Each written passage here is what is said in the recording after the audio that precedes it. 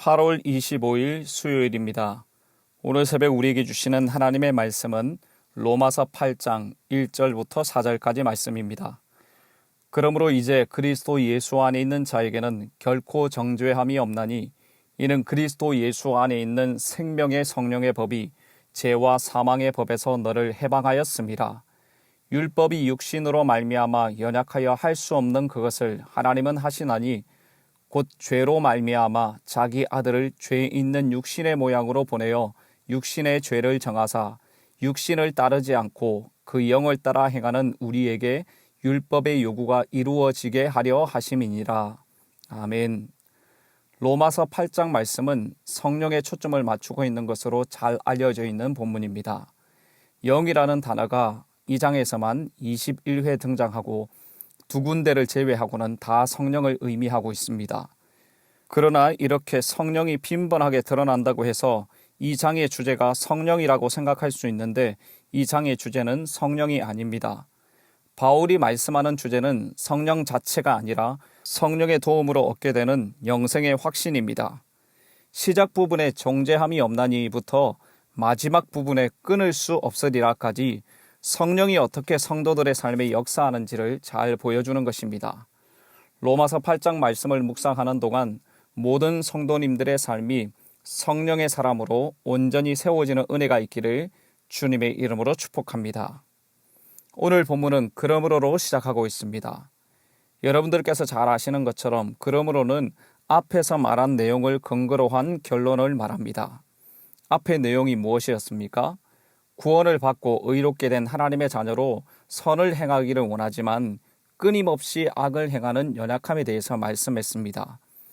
그래서 결국 할 수 있는 말이 오호라 나는 공고한 사람이로다. 이 사망의 몸에서 누가 나를 건져내랴입니다. 마음으로는 하나님의 법을 따르길 원하지만 육신의 연약함 때문에 죄에 자주 넘어진다는 것이죠. 이에 대한 답은 바로 우리 주 예수 그리스도입니다.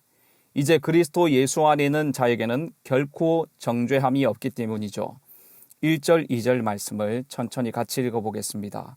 그러므로 이제 그리스도 예수 안에 있는 자에게는 결코 정죄함이 없나니 이는 그리스도 예수 안에 있는 생명의 성령의 법이 죄와 사망의 법에서 너를 해방하였음이라.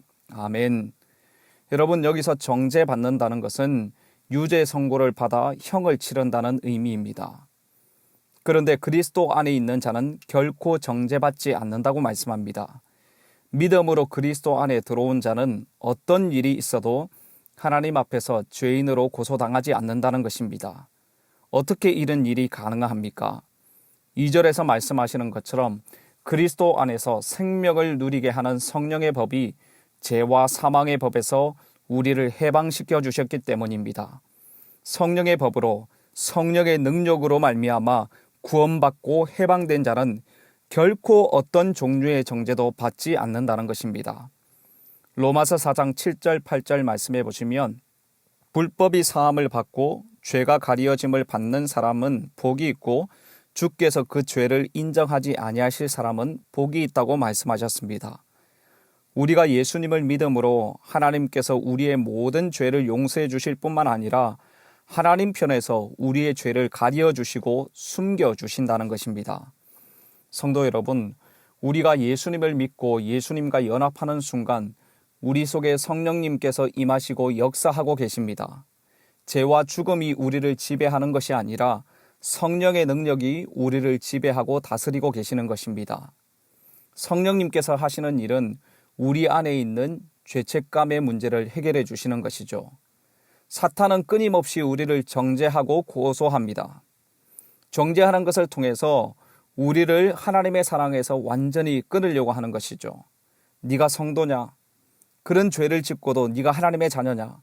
그러고도 예배를 드리고 기도하러 나왔냐라고 하면서 끊임없이 내 안에 있는 죄책감을 부추기는 것입니다.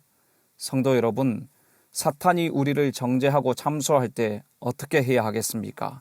하나님의 말씀을 붙잡고 선포해야 하는 것입니다.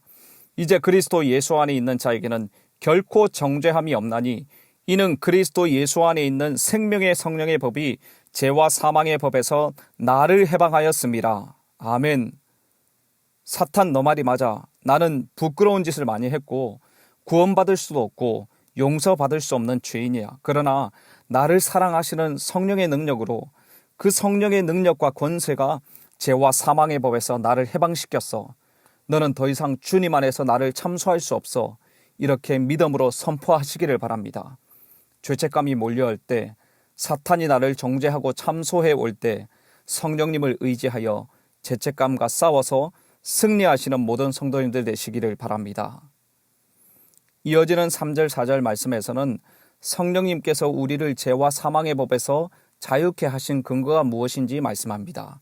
3절과 4절 말씀도 같이 천천히 읽어보겠습니다.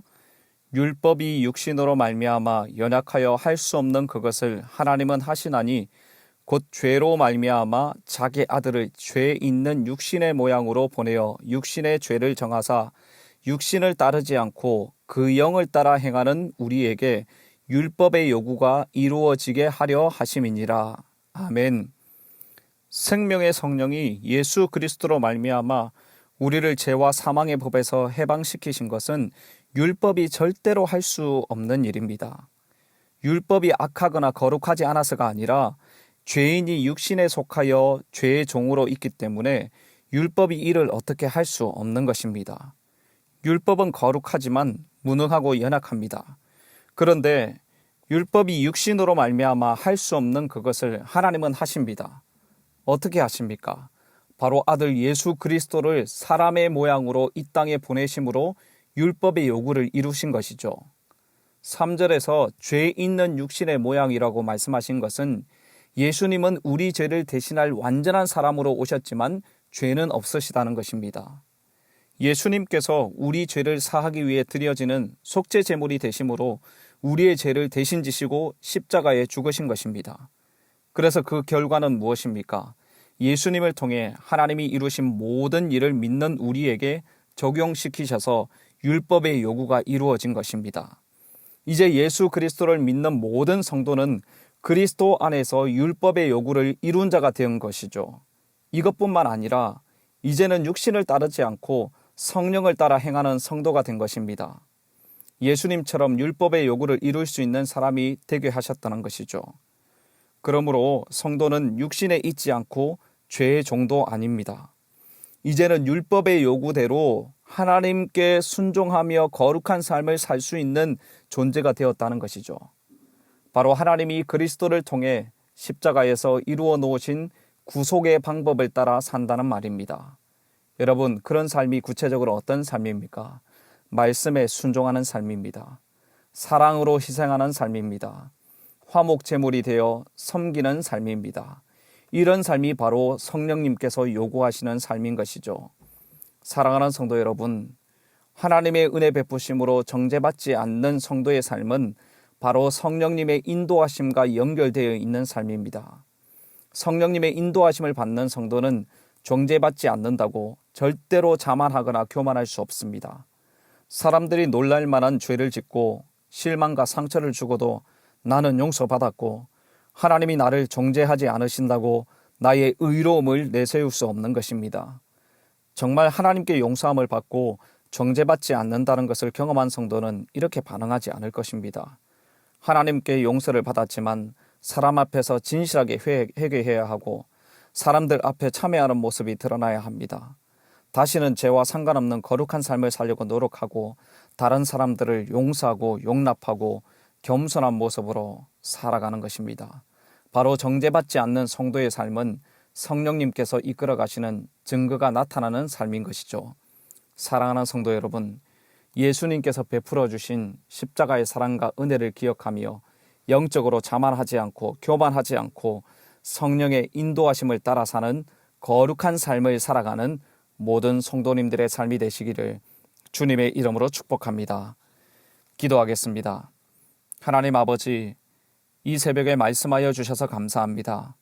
생명의 성령의 법이 죄와 사망의 법에서 우리를 해방시켜 주시고 자유케 하시고 예수님의 순종하심으로 율법의 모든 요구를 다 이루게 하심을 감사합니다.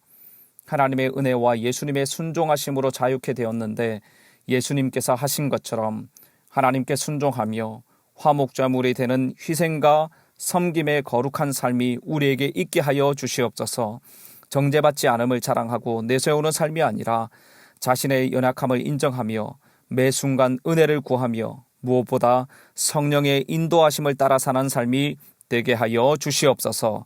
이 모든 말씀 예수님의 존귀하신 이름으로 기도드립니다. 아멘. 개인적으로 기도하실 때 오늘 주신 말씀을 붙들고 기도하시고 주간 기도 제목에 따라서 전도와 선교를 위해서 기도하겠습니다. 우리 교회가 죽어가는 영혼을 살리는 교회 되게 하시고 영혼을 품고 기도하며 전도하는 교회 되도록 우리 교회가 후원하는 선교사님들과 세계 선교를 위해서 기도해 주시기를 바랍니다. 열방 가운데 고통 가운데 있는 민족들 주님 긍휼히 여겨 주시옵소서. 코로나19가 속히 종식될 수 있도록 주여 은혜 주옵소서. 합심 제목으로 기도하시고 개인적인 기도 제목으로 기도하도록 하겠습니다.